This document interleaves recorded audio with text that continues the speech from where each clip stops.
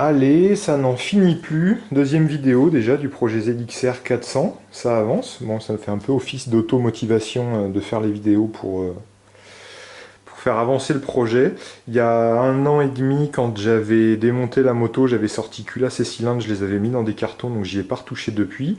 Et suite à la première vidéo où je vous ai présenté un peu les pièces que j'allais monter, je vais regarder avec vous la culasse et les cylindres là, qui ont été sortis.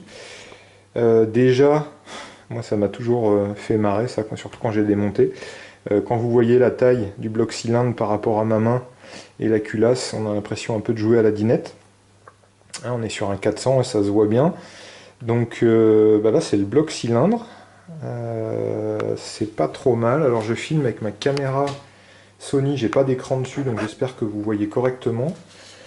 C'est plutôt dans un état qui est assez correct. Pas de problème à ce niveau-là, ça a l'air assez propre. Bon, l'aluminium est un peu oxydé, c'est normal avec le temps. Là, il y a les deux vis, c'est les vis de purge, je crois. Bon, il n'y a vraiment pas grand-chose là-dessus.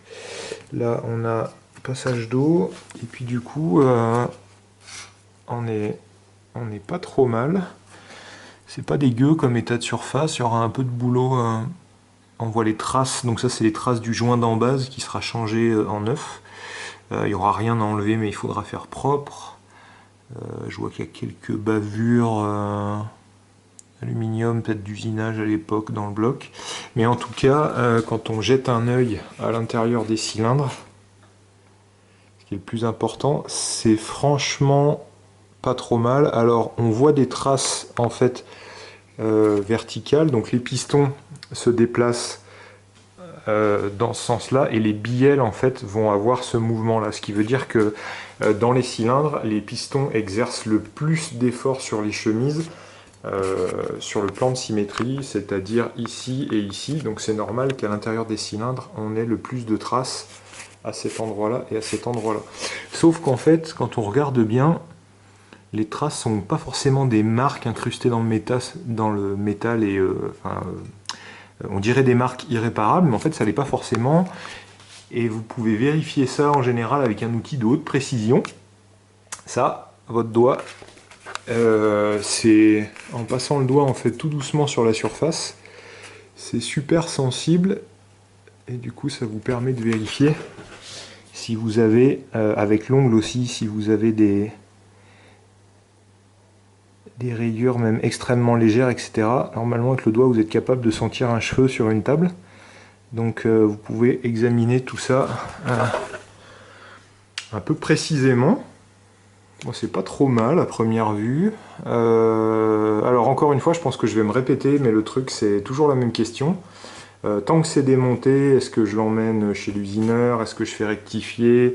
Est-ce que je fais reprendre? Est-ce que je passe en code réparation? Est-ce que je change mes pistons, mes segments? Enfin bref, c'est toujours la même problématique. Moi, comme je le disais dans la première vidéo, ce qui me motive, c'est de refaire tout le haut moteur, d'avoir une moto qui peut rouler fiable. Bon, après la vidéo, je prendrai un peu plus de temps pour examiner les cylindres, mais franchement, vu dans l'état où ils sont, je pense que le gros du travail va se résumer à une bonne préparation, une bonne remise au propre en vue du remontage, mais il n'y aura pas de phase d'usinage là-dessus. Et puis si un jour il faut s'attaquer à un vrai remontage du moteur complet avec de la pièce neuve, et ben on ira chez l'usineur et on fera tout reprendre. Mais en tout cas c'est pas mal. Il y aura un peu de boulot pour décalaminer ça, là, le haut là où les pistons, les segments vont jamais. Donc voilà. Puis du coup la culasse, alors je vais poser la caméra 2 secondes parce que je vais monter là. Et c'est une caméra qui ne peut pas tenir dans le bon sens toute seule.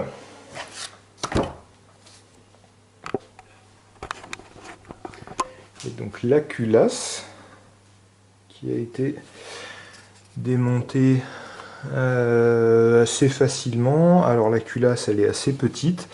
Déjà une particularité de ce moteur là, un truc que j'aime bien et qui est quand même très pratique en comparaison de ce que j'ai fait il y a peu de temps sur le 750, c'est comme vous le voyez, donc on a ici une soupape avec son ressort, sa coupelle de retenue, et dessous la cale de réglage de jeu aux soupapes. Donc là j'ai mon poussoir qui est ici et j'ai mon... Donc normalement, bien sûr, j'ai mon arbre à cam qui est monté ici, qui va tourner et ma cam va appuyer sur le poussoir. Sur le 750, il faut sortir les arbres à cam pour faire le réglage du jeu aux soupapes. Donc sur le 750, on ouvre le cache-culbuteur, les cams sont montées, on vient avec nos lamelles, on passe sous la cam, on vient vérifier le jeu, et pour tout ce qui n'est pas bon quand on a les relevés, on enlève la cam. C'est le seul moyen de pouvoir en fait enlever les poussoirs sur le 750 et ensuite on vient changer la pastille. Sauf que ce qui est malin sur le 400, c'est quand on s'imagine que l'arbre à cam est en place, bien sûr, on n'a pas la possibilité de relever le poussoir. Mais vous le voyez ici sur les axes de rotation des poussoirs, on a des ressorts. Et en fait, on peut venir...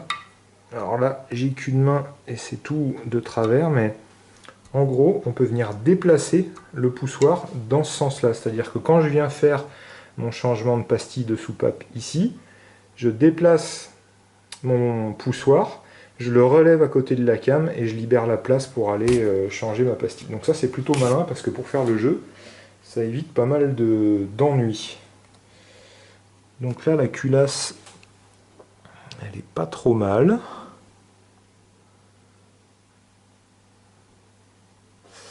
Là il y a quand même pas mal de traces ici sur le palier d'arbre à cam. Alors avec les doigts on sent rien. Là, on a une portée propre.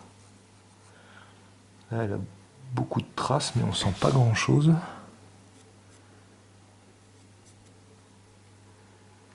Bon, il faudra que je contrôle un peu, mais ça devrait pouvoir être peut-être passable.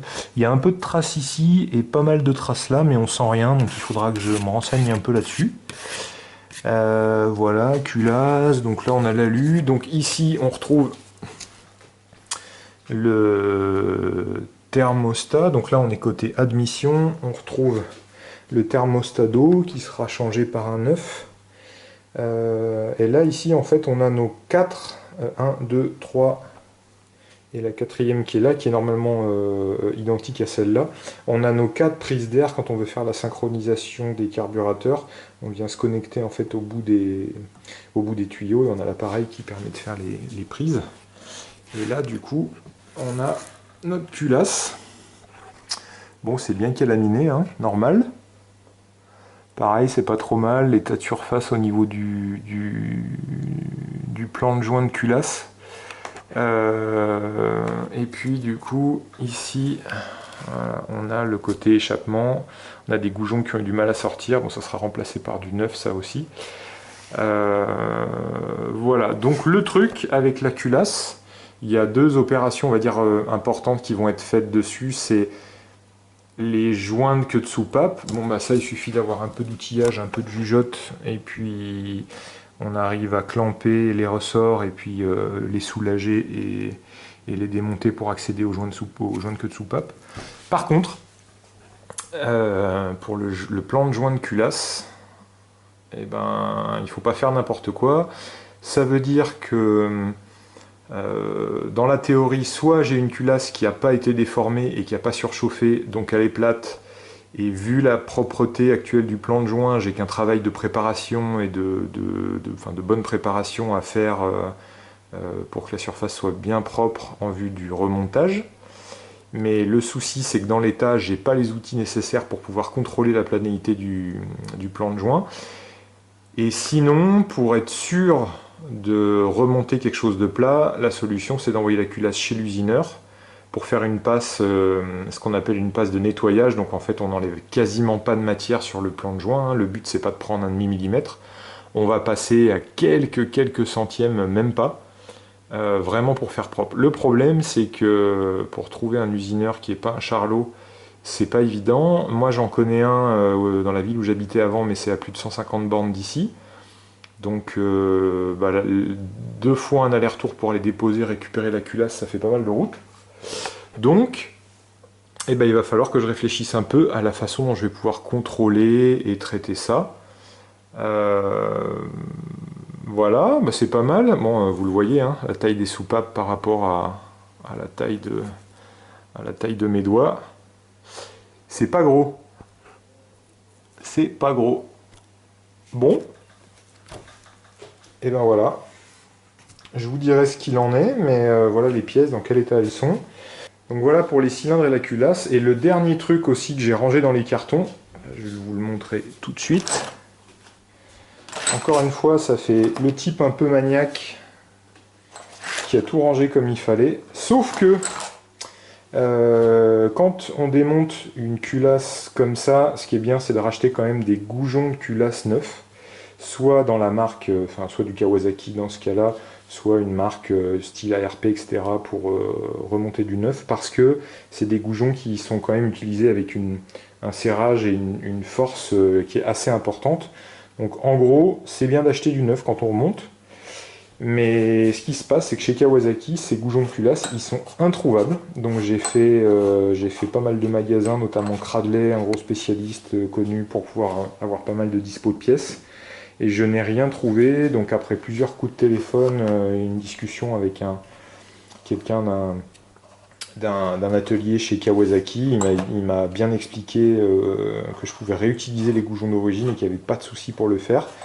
Donc ils ont l'air de se ressembler, j'ai pas forcément exactement vérifié, mais pour éviter toute confusion et tout problème, déjà on voit que celui-là est différent et les goujons de clamp de la culasse, bon, ils ont l'air identiques.